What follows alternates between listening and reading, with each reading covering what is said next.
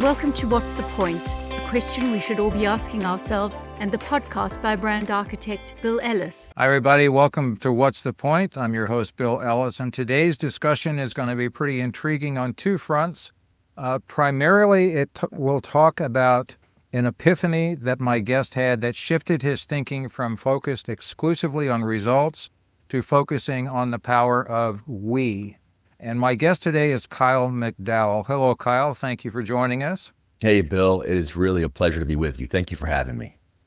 It's good. And like I said, there's a couple of things that are really exciting to me about this call, because part of the purpose of this show is for the listeners to hear things that might give them an aha moment, but also to show them and let them realize with real people that epiphanies, transformations, changes in attitude and philosophy can in fact happen. And I'm excited to cover that, just that point. But then the specifics of it, the power of we, is going to be a fun discussion. I'm looking forward to it.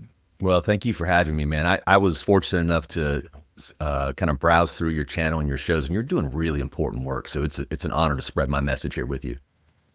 Well, thank you. I appreciate that, Kyle. Kyle is the author of a book called Begin with We, W-E, Begin with We, 10 Principles for Building and Sustaining a Culture of Excellence. I mentioned that book and your current philosophy was somewhat of an epiphany in your life. Tell us where you were and how that epiphany came to be and what it was. You know, the epiphany didn't just change my approach to leadership, Bill. It changed my life.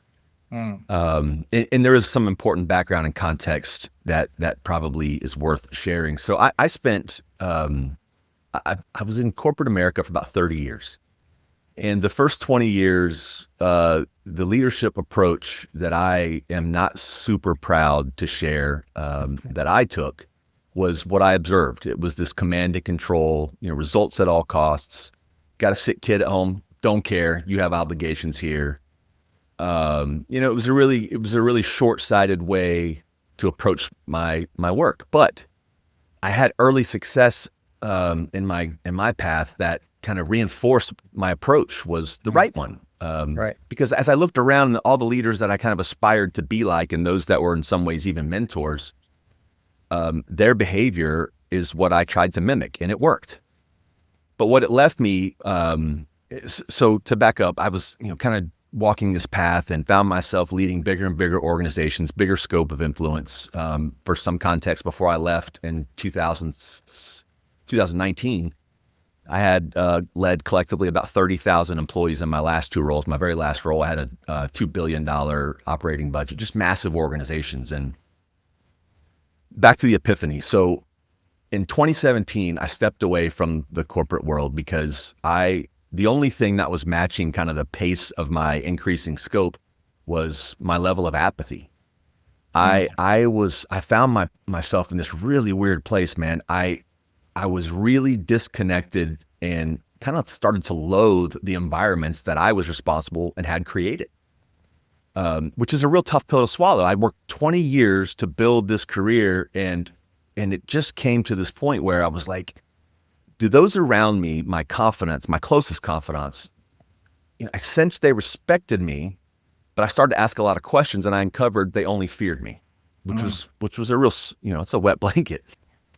And I was on the doorstep of a divorce. My health was not in any way in a good place, and I was a lucky guy at that point. I was able to step away without a real plan. I wasn't independently wealthy and in a position I could retire. I knew I had to go back to work, but I'd put a little nest egg aside, and I made a commitment to myself that if I were to go back into that world, I was going to lead in a different way, because I had this recipe for success, but it also ended in this tremendous apathy. So I was on the bench for about 2 weeks, and I got a phone call asking if I'd be interested in taking on a role that would require me to lead a $7 billion program. It's about 15,000 employees. And through the interview process, I learned that there was a real opportunity for a cultural transformation. I had just enough insight to know that this might be my chance to lead differently, to be the leader I never had. Mm-hmm. So I was about 30 days into the role, maybe 45, 60 days into the role. And to answer your question specifically, I was in Lawrence, Kansas. So at this point in my tenure with the organization, I requested the top 40 or 50 leaders of this 15,000 person organization to all come to our office in Lawrence. And it would be my first opportunity to share kind of who I was or who I am, who I wanted to be, how I wanted them to see me, but also it was my chance to set expectations with this group of leaders. And man, I got to be honest with you, the night before I was to give my keynote or my presentation, I was terrified.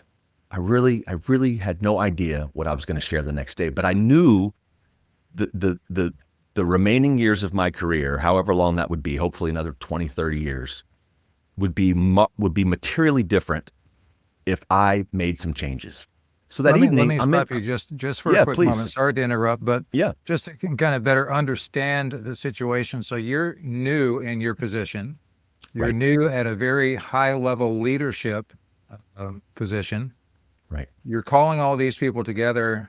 Do they even know who you are? Do they know your background? Do they know your pedigree? And what I'm trying to get at is how much knowledge of you did they have? How much could you or did you expect them to be on your team, if you will, or open to whatever it was you were going to say? And maybe that's the lead into what you're going to say about being frightened the night before.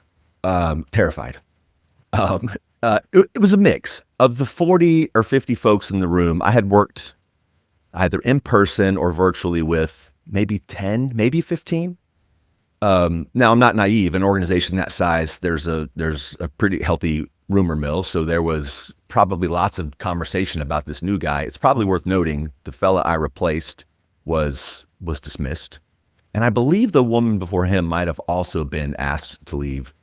So the reason I share that is this group of leaders, they had seen people come and go. They had seen kind of what I represented historically, the starched shirt, the shiny shoes, like the most expansive vocabulary. So they had seen and probably heard that, the history of the resume that I brought, if you will. But I was approaching it as if I had not met any of them because it was, I just needed to be really clear and concise with the message. So that evening, it was probably about midnight after a dinner with a few direct reports that evening. Got back to the hotel room. I'm still in that day's suit, cranked open the laptop, and I said, I got to put something together. But you owe it to yourself and this group of leaders to be you, to be authentically you. If that's what you want to be, if you want to do something different and get different results, you have to approach this differently.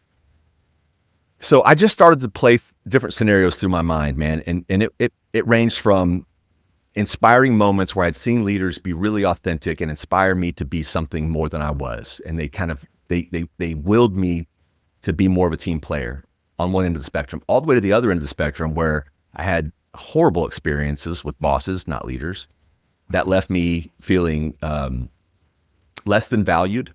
And it left me feeling as if I was a means to an end, probably very similar to the way I made people feel in the previous 20 years of my career. So I just started typing. And after about 2 hours, I had just 10 sentences in front of me.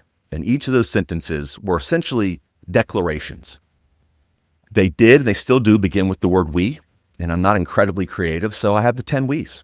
And they were essentially, the way I presented them the next morning to the team was, here are the 10 things I want you to expect from me. First and foremost, I want you to hold me accountable to this. And I verbatim, I said, and if I behave in any way contrary to this, I want you to grab me by the ear and say, dude, you're being a hypocrite. Words I never would have uttered in the previous 20 years. And I would say, Bill, half the room was really optimistic. I sensed that. There was maybe a quarter of the room that was cautiously optimistic and maybe a little hopeful, but not quite there. No.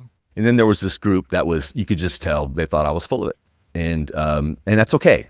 And I was prepared for that. So I shared the 10 we's that day. I'm surprised there was only 25% in your estimate. Perhaps I'm being generous. Yeah, I think so. Perhaps. But so what unfolded over the course of the next several months and then ultimately years was a profound transformation in not only the organization, because nearly every single measurement, nearly every KPI improved. But I watched bosses transform into real leaders who actually gave a shit about the people around them, which was a really beautiful thing to watch. Fast forward many years later, The 10 We's have served as the cultural manifesto for that organization. They've embedded the principles into their performance evaluations. They have the 10 We Awards. So I just started to sense this momentum. These signs would show up. We had like 11 locations. The signs would show up, T-shirts, coffee mugs, bracelets. To this day that I still wear this bracelet. And it told me there was more of a hunger for this type of leadership than I was even aware existed. The epiphany hit me that evening, like a ton of bricks. If I wanted this group to buy into my approach, buy into me, I needed them more than they needed me at this point. They had forgotten more about their roles than I knew. I needed them to see me, warts and all, authentic as I can be, and here are the things in black and white. Because I was convinced at this point in my career, most organizations do a pretty good job onboarding employees in terms of how to do your job, the X's and O's, the standard operating procedures. What we're all lacking, I think, is a similar set of expectations for behavior. Here's how I want us to behave. And I'm going to be the guy behaving this way. And I set this level playing field, no leadership gap, as I termed it. I'm going to behave in a way that I expect you to behave and vice versa. And we are going to call each other out when we don't follow or we behave any way that is not consistent with these principles. Changed my life. Took these principles to another organization, bigger organization. I wouldn't say exactly the same success, but I saw momentum so much so it told me I had a bigger calling. And that calling was obvious to me when it was literally a calling, because I had employees from my previous role where I'd introduced the principles call and say, it's time to write a book. I said, no chance. I'm not an author. I'm not writing a book. And that was my next gut check moment to say, are you really about this, man? Is this who you are? Or is it just a facade? So I wrote the book. It became a USA Today and Wall Street Journal bestseller. And it is unequivocally, it is my mission. It's my purpose on this planet now, is to spread this way of leadership. Because I've seen what it can do now at this point from tens of thousands of readers. And I'm just committed to this more than anything. It's a great approach, and it opens up a lot of questions in my mind, not so much about the principles per se, but about instilling the principles, in particular in incredibly large organizations. There's no chance of success of a new philosophy without buy-in. And in my experience anyway, attempting to change attitudes and perceptions, in particular in the face of leaders who have been a certain way and have been dismissed, doesn't come quickly. That's right. And it takes leaders within the group to embrace the new philosophy so that others in turn can buy in. So what I'm getting at is, I'm curious about how the transformation within the first organization really took place, because in all honesty, to hear you talk, it kind of like, well, I put these principles out there and then everything got better. And I know that's not what you mean. I know there is more to it. And that's what I want to get to, because having a transformation, having an epiphany is fine, but that just opens the door to more hard work. Trying to change the cultural attitude of any group, much less a massive organization, is like trying to turn an ocean liner. It's not going to be like a water ski speedboat. It takes time, and it's very methodical. So let me ask you to get more, Kyle, into the nuts and bolts of the real effort it took to make that freight liner start to turn. You know, there were individuals who made it clear very early on they thought I was full of it. The very first day, actually, there was a fella in the audience who that evening at a team dinner asked if he could have my PowerPoint. And I said, of course, Nick, you can have that. And I was excited because I thought he was going to share it with his team, because he said he wanted to make sure that he accurately communicated my expectations and the 10 We's. Nick and I got close enough at some point later in our relationship. He shared that he only wanted the PowerPoint because he wanted to check the properties of the file to make sure that I had created it and that I didn't shoplift it from somewhere, that I wasn't plagiarizing. So that was my first kind of bit of insight. Because as you know, the more senior you are, your jokes are funnier. People want your right. People want FaceTime with you. They want to be heard. So there was a bit of brown nosing. But I wasn't naive. I wasn't naive enough to think that I would have wide scale adoption. As a matter of fact, I had a direct report. So Nick was kind of deeper in my organization, who, by the way, there's an excerpt that I actually asked him to craft that's in the book, because he tells a story about how the principles changed his leadership and how he reacted to a very, very ugly moment in his career. But anyway, there was another woman on the team who was a direct report of mine who, she challenged me at every corner. And one of the principles is we challenge each other. And the subsequent principle is we embrace challenge.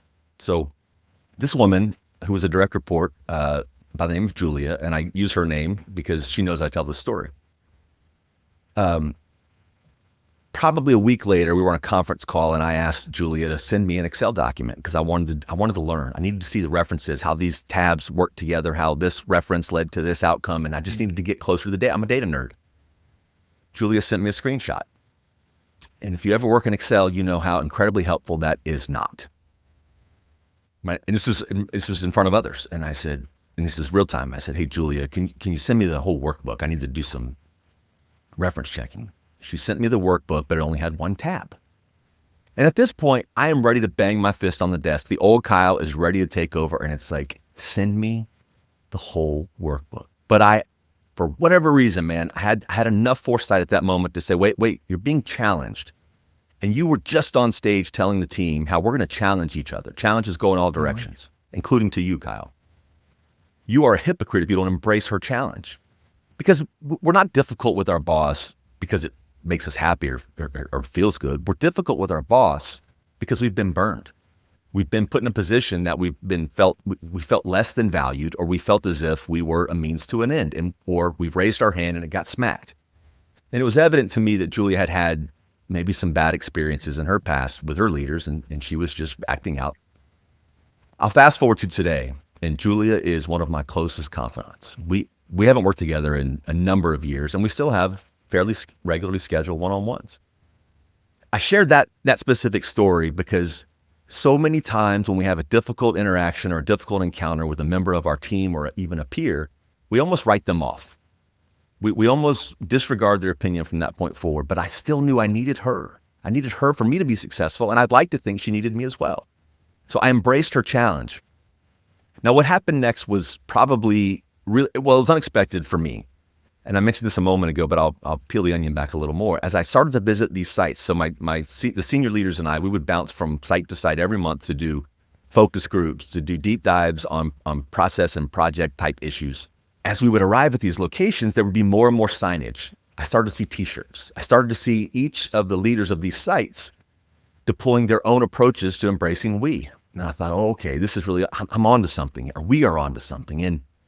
But I still thought there was an element of brown nosing. Sorry for the crude expression, but until one day, another direct report of mine named Lori just got in my face, right in my, probably 6 inches apart, and said, would you stop? Stop. The more that you question whether this is legitimate or not, the more you push people away. Embrace what's happening. Embrace it because it's legitimate. And what I found myself doing from that point forward was being unapologetic of my embrace and adoption of these principles. I would use them in my vernacular. Like, hey, Bill, we got to have a tough conversation. We challenge each other, right? And as I started to use them in my daily vernacular, they started to become played back to me. And I wasn't naive enough to think that everybody was on board at this point, but my consistent adherence to the principles and being open to being called out when I wasn't living them consistently required a level of vulnerability that I had never expressed and shown before. And it really, more than anything, required me to kick my ego aside, which is probably the biggest roadblock to most bosses becoming impactful leaders, is their ego. And I was in a situation that I knew an approach and how it would, and the results of that approach. This was all new to me, but I banked and I bet that this new approach would allow me to connect with people in ways that I hadn't connected. So the results would come more easily. They would come naturally. So it was just a process of me exhibiting the behaviors, putting them on full display, admitting when I was wrong when I was, opening conversations for more feedback than transactions, and I tell folks, I had to make that choice to be this leader, not once, not twice, every day. Yeah. And usually multiple times throughout the day. And you said something that I don't want anybody to think I don't want people to gloss over the fact that it does require more work. Uh-huh. I had to work a hell of a lot harder, and I still do.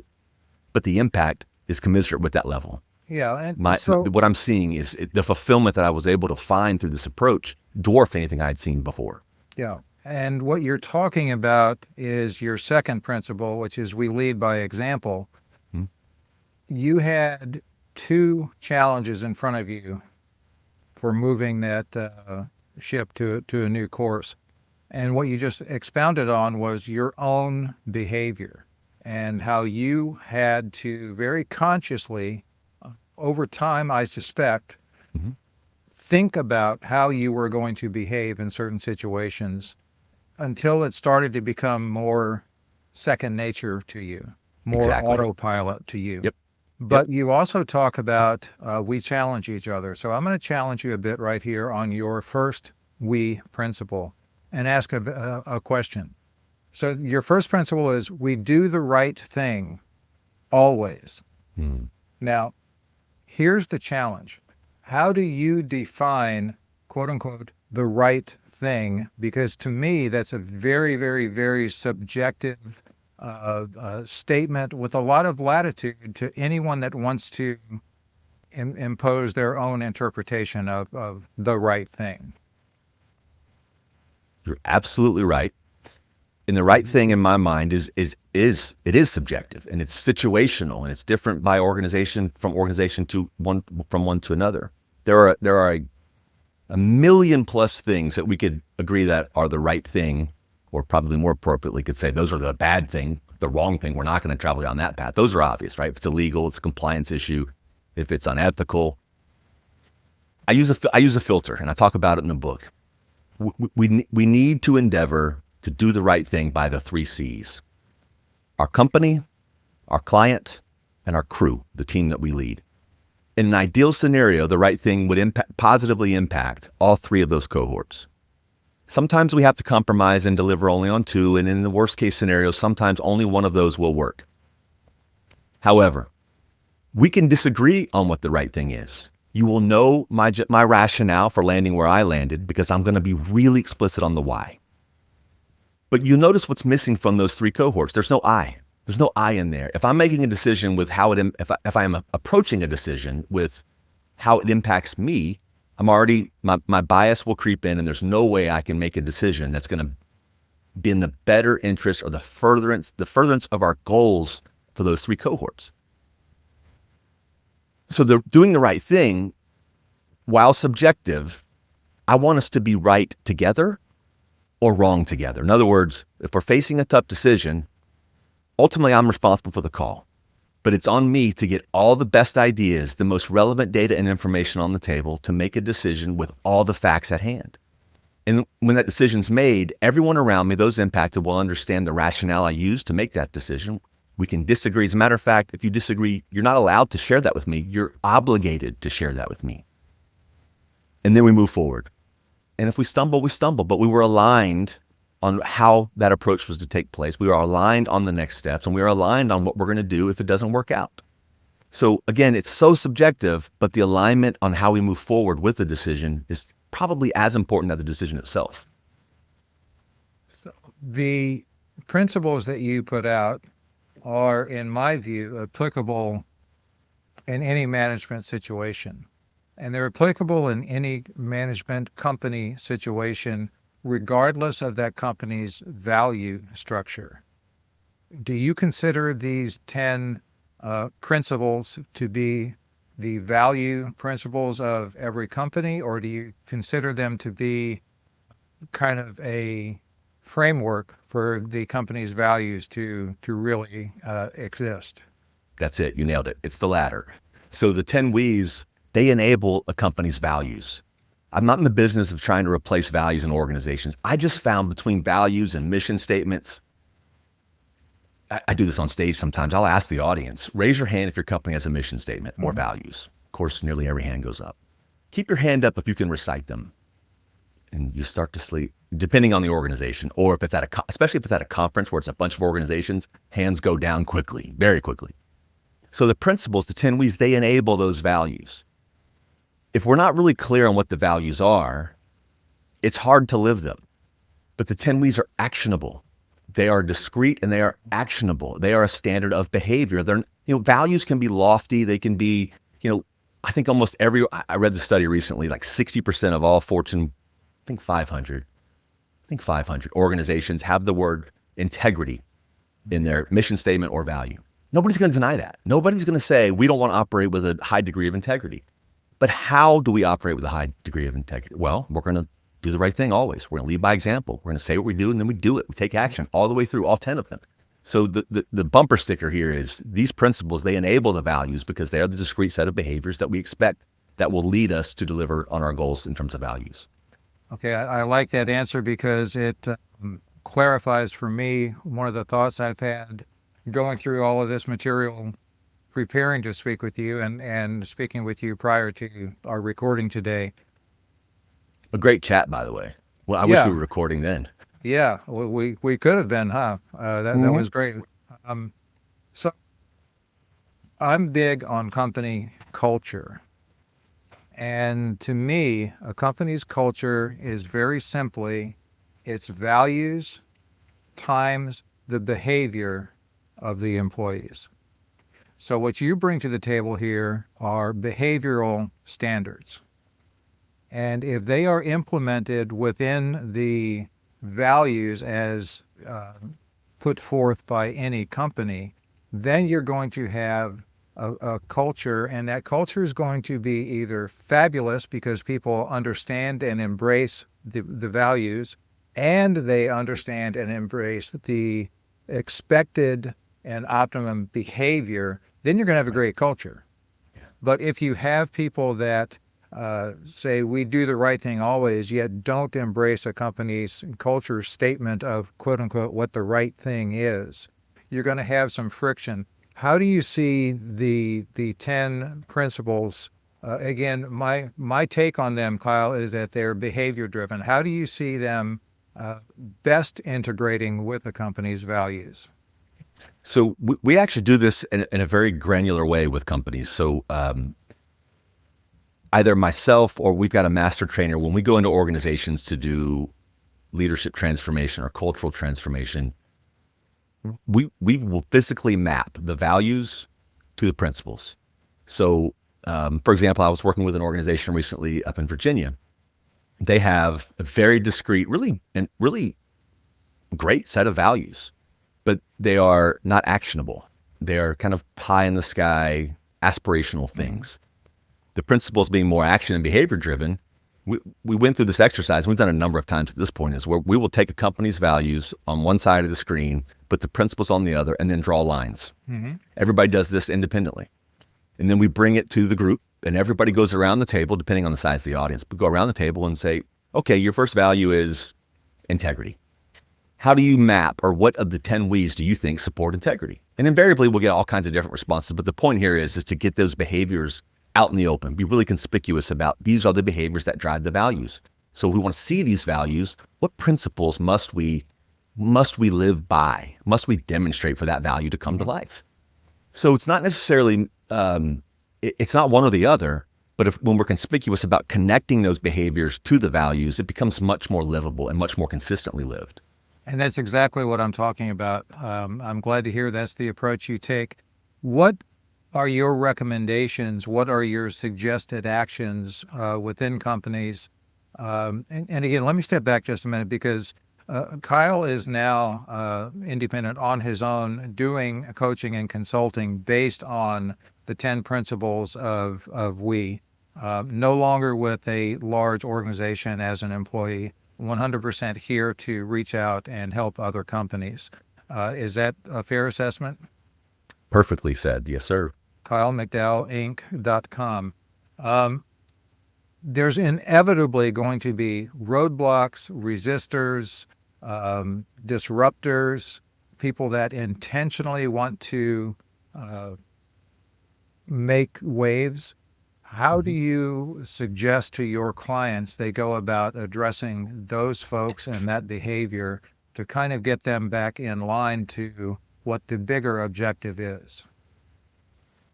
Well, we got to start with reality. And the reality is you will never get 100% adoption. I don't care if it's the 10 W's or you name it, whatever the tool that anyone is trying to use to drive big change, you will never get 100% adoption. We have to capitalize on momentum and kind of a magnetism. And that's what I saw. And that's what I continue to see in my work now that I'm kind of on the outside looking in is if we can get the lion's, not even the lion's share, but if we can get a healthy percentage of leaders involved in this transformation, they got to be bought in. And by the way, the principles are incredibly simple. They are so simple, but they're not easy. So it's gaining alignment on kind of subscribing to the principles is usually not difficult. Making the choice, and it is a choice, to live them every single day, regardless of how anxious the situation, the environment might be, or how adverse the conditions are in which we're operating, that's where the mettle is tested. Am I consistently living them even when waters are choppy? And you mentioned one of my favorite principles earlier, and we didn't plan that, and that's we lead by example. It has to start somewhere. And if you're waiting for someone more senior than you to deploy some leadership transformation or a cultural transformation initiative, it'll be just that. It'll be an initiative. It'll be a check the box thing that is not authentic to who you are or authentic to the leader you want to be. The reason I mention this is if you're waiting, you might be waiting a long, long time, maybe forever. But if you are curious about a different way, if you're curious, is there a better way, and you want to have an impact greater than you've had historically, or reconnect with your sense of belonging and the chase for fulfillment that I think we all bring into the workforce at some point, usually early in the career, making the choice to try something different is the first step. Is, okay, I'm not exactly happy where I am. I lack the fulfillment I think I deserve, and we all should chase fulfillment in our work. We spend 100,000 hours of this existence doing this thing called work. We should endeavor to have the best experience in this thing called work. But it requires a choice. And immediately after that choice requires some self-reflection. What am I good at? What am I not good at? What do I want to be better at? Where are my blind spots? And if you're not comfortable answering those questions, you're probably not going to get very far, because that was a pivotal moment for me, was this ego check that I mentioned earlier. So it requires a choice over and over and over again, demonstrating those same behaviors over and over again, and being open to pushback and receiving that pushback in a way that is healthy and productive and create space for people to continue to create opportunities for pushback, which ultimately, hopefully the goal there is to find optimal outcomes. All of which I agree with, all of which is true. Do you want to take just a second to read the 10 principles, or to state the 10 Sure. principles? You probably don't have to read them. I would. Yeah. Well, and regardless of setting, I always kind of give two caveats. The first I've already mentioned is they're incredibly simple. And as I read through them, especially when I'm on stage, I can almost hear, in some cases literally, but I can almost hear people saying, well, no shit. Of course we're going to do the right thing. We're going to lead by example. Again, simple, but not easy. And the second caveat, and it's more of a favor, is as I run through them, and I'll be brief, I would encourage your audience to think how these principles might have an impact on their personal life. And that has been the most unintended, yet probably the most profound byproduct of this work that I'm doing now, is how it is impacting people outside of the workplace, including myself. I led one way, different guy outside of the workplace. And I'm not naive, man. There are reasons to behave a certain way inside and outside of the workplace. I'm not talking about being crass and decorum is never an option. However, when you are behaving in a way that is the antithesis of these principles, it makes it that much easier for that behavior to creep into your work life. So if you want to be seen as an authentic leader, you need to be an authentic human. So that's a favor that I ask as I run through these. Is there a place in your personal life? And I think the answer more often than not is yes. Here we go. We touched on the foundational number one. It's the most important of them all out of the gate, because if we can't get this right, nothing else matters. Everything else is a house of cards. We do the right thing. And you were so kind to include that second sentence, the one word second sentence of always. It's not negotiable. And it does make conversations easier among the team. If we're chasing something, or we're trying to deal, or we're wrestling with a tough issue, we will always go back to, we're going to do the right thing. We can disagree on what the right thing is, but we're going to figure out what it is, be aligned on it, And if we're not aligned, we don't have to have wide scale agreement, but we're going to be aligned on the why we're taking this approach. We lead by example is number 2. That's the best way to show you're committed to doing the right thing. Leading by example. The question is not, should I lead by example? You're leading by example right now. Every single one of us, we're leading by example, whether we have direct reports or not. Our behavior, how we greet teammates in the hall, how we follow up on a request, even internally, because those matter just as much as those externally to our clients. We're going to lead by example. If I'm going to be committed to leading by example, I need to show people that I'm going to hold my word and be good on my follow through, on my follow up. Number 3, we say what we're going to do, and then we do it. Pretty obvious. If I'm going to be someone who's viewed or seen as someone who is all about getting stuff done and his follow up and follow through can be counted on, I got to take action. Number 4 is we take action.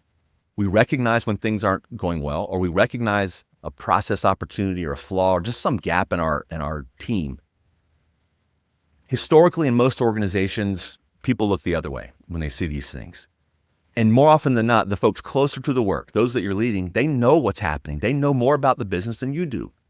So we have to take action on those things, or else we're just subscribing to mediocrity. And nobody wants to live in that environment. We have to be excellent. By the way, all of this is under the umbrella of building a culture of excellence. That is exactly the moniker I chase, not perfection, it's excellence. But when we take action and we want our teams to take action, we have to recognize no one's going to be perfect. They're going to make mistakes.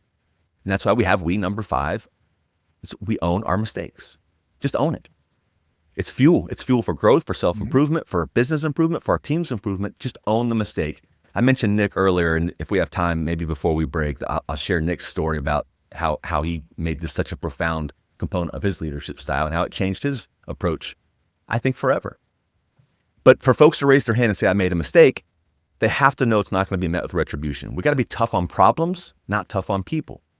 So that means we pick each other up. Number 6, we pick each other up. We all have baggage. We have things going on outside of work. Sometimes that impacts our ability to execute at work, or we'll make mistakes at work. But regardless of the stumble, we are committed to picking each other up. Not just me picking them up, them picking me up as well. It works in all directions. We must pick each other up to be a healthy, high-functioning team. This is where we turn the corner and make the 10 We's become a little tougher for some. Number 7 is we measure ourselves by outcomes, not activity. I mean, it's in the real world, customers care about the outcomes. As a matter of fact, if your customers knew you spent 6 hours in meetings the day before and you didn't further the relationship with them, or you didn't improve the employee experience or the outcomes that they see for their clients or them as the client, why'd you do it? I say, if you can't draw a line directly from the things in which you were engaged, your calendar, the activities that you spend that take up this 100,000 hours, if you can't draw a straight line from those activities to the outcomes that you've been assigned or that we as a team are collectively chasing, it needs to be scrutinized, because activity is important, but the real world really cares about outcomes. So number 7 is a really important one. Leads me to number 8. We challenge each other. And I think this is the most important of them all. In fact, the organization and a team, in more kind of macro view, an organization, the level of success that this group will have, or any group will have, is largely dependent on their ability to call out others, call out themselves. There's a rule here, though. We challenge each other must be grounded in either data or experience, not your opinion.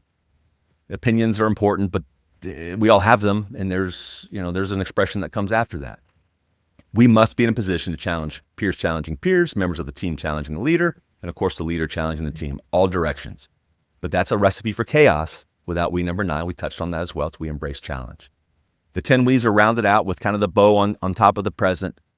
I was purposeful to lead this as number 10 because I think if it was any earlier in the principles, it'd be a recipe for disappointment. And that's, we obsess over details.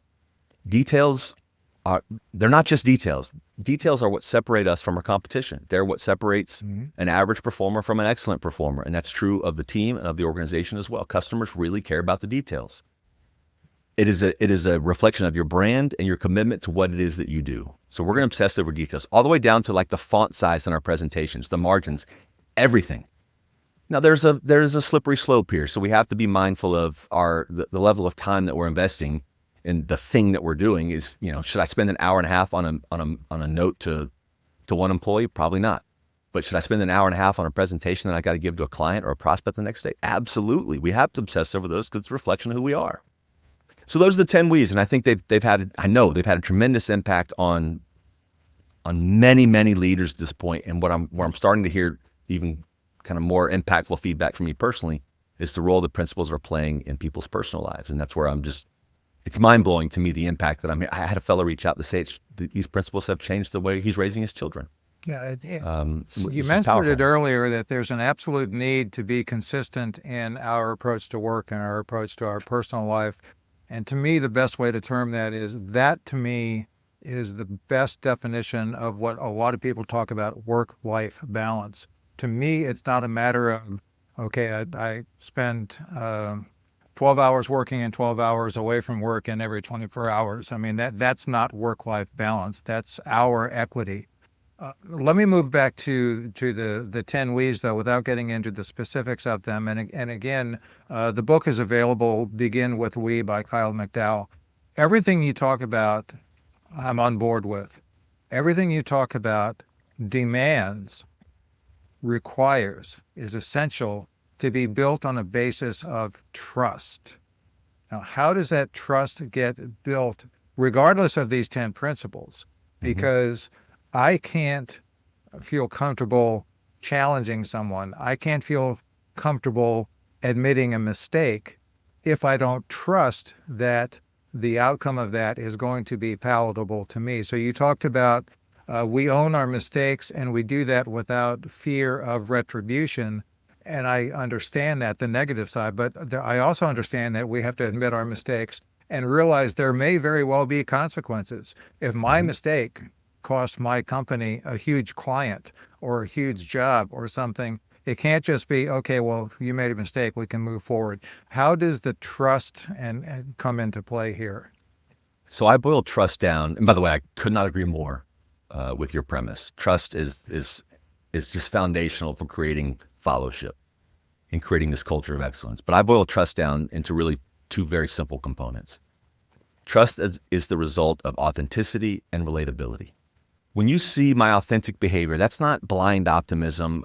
When we're facing a struggle or I'm frustrated as the leader of this team, or I'm unhappy with a particular set of results or whatever the outcomes are, you're going to know that.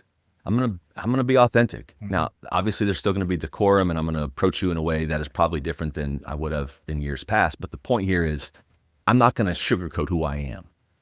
And that means I'm going to be authentic in terms of my speech. I'm not going to try to sound like the smartest guy in the room. If I don't know the answer, I'm going to say, I don't know the answer, man. I just don't know.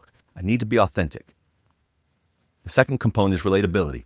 If we are aligned in that most of us have to work, we have commitments, we have bills, we have things we have to do. So to recognize or not recognize that those that we lead and those that we interact with and work with every single day, to act as if those things don't exist is not relatable. So I think it's not uncommon for a boss to say, you got that sick kid. Well, when will the babysitter be there? We need you here. Or you've got an ailing parent.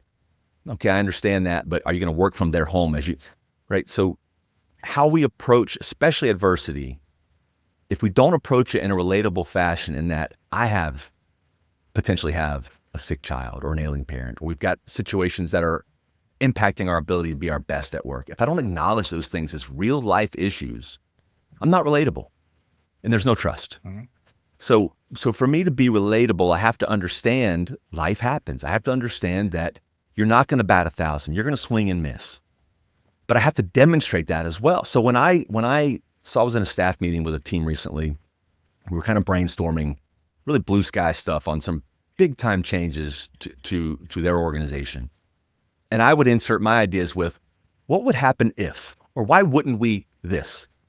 And when I would tee up an idea, invariably there'd be a member of the team that would throw questions at me that I didn't know the answer to because I just threw an idea out there to see if it would stick or not. And my response when I get kind of, not drilled, but I would get kind of grinded on, tell us more, I would say, I don't know. I'm just teeing it up for our conversation. That's the relatability part. The opposite, what happens is so incredibly impactful, but often overlooked, is when the boss walks in, has all the right ideas, tells the team this is exactly where we're going. I've already given all the thought. This is the answer. Let's move forward.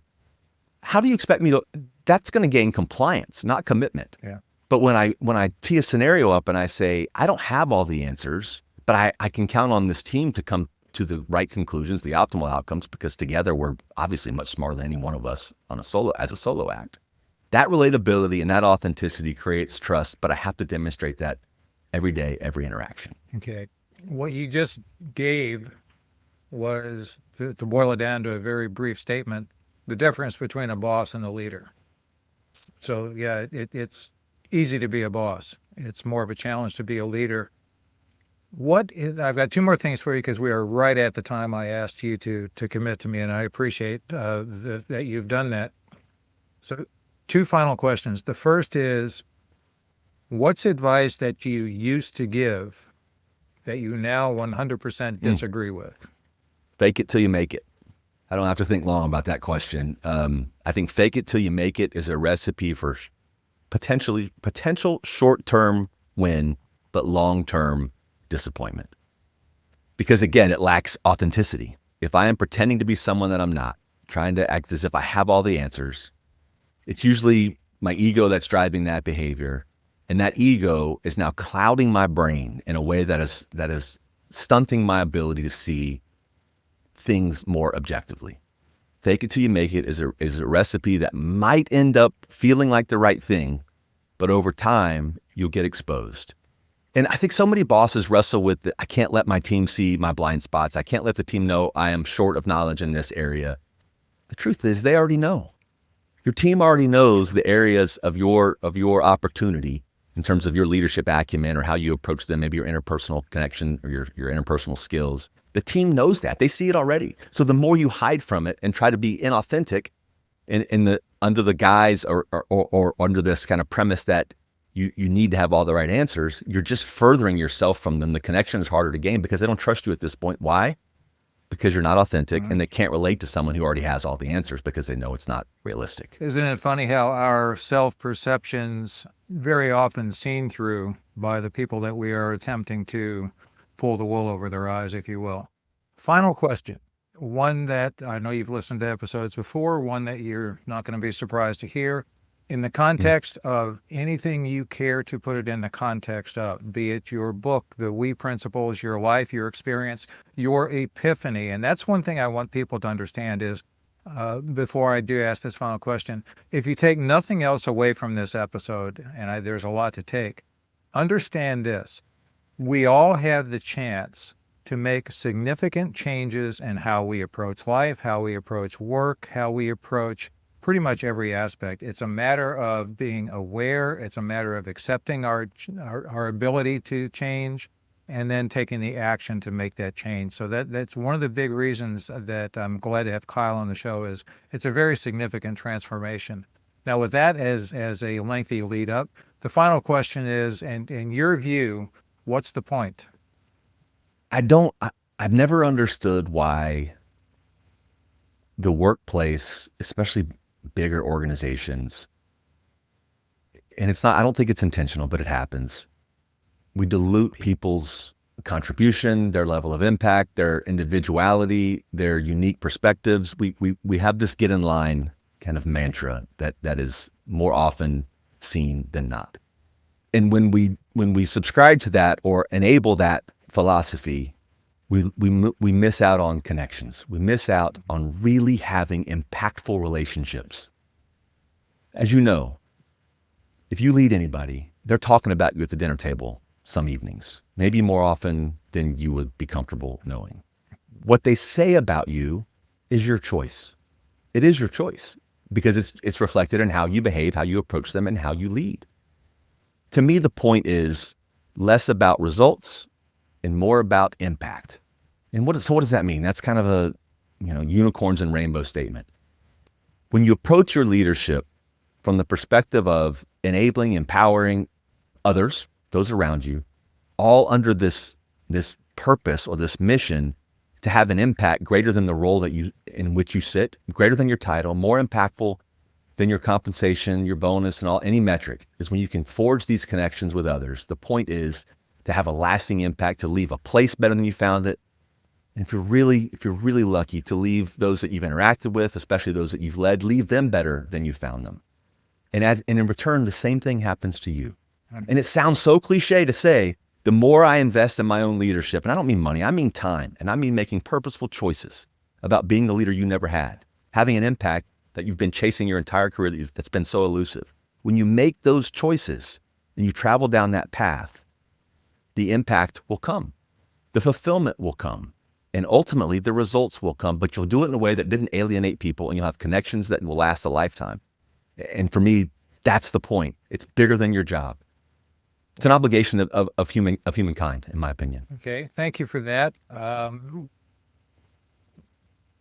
Part of what I take from what you just said is to make this observation. We can make an impact or we can make an impression. An impact lasts. An impact is long lasting.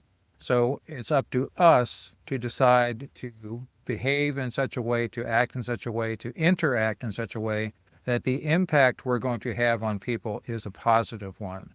And that's something that not lost on me, something that is part of my epiphany, part of my transformation throughout life. So I love that part of your what's the point is to leave an impact and to leave a positive impact. Kyle McDowell, author of Begin With We, thank you for your time. Thank you for your insights, and wishing you the best of luck in the future as you help organizations think about their people more than themselves. Hey, Bill, likewise. I genuinely appreciate the time and the opportunity to talk with you. As I mentioned earlier, you're doing really important work, and it's just an honor to be here with you. So thank you again. Thanks for tuning in. And if you like what you've heard, please subscribe so you don't miss an episode. We can promise there is value to be gained in every one. Taking a second to rate, review, and share the show helps make us more discoverable and enables others to find out what's the point. If you'd like to learn more about Bill Ellis and his services, please visit his website, billellis.com. See you next time.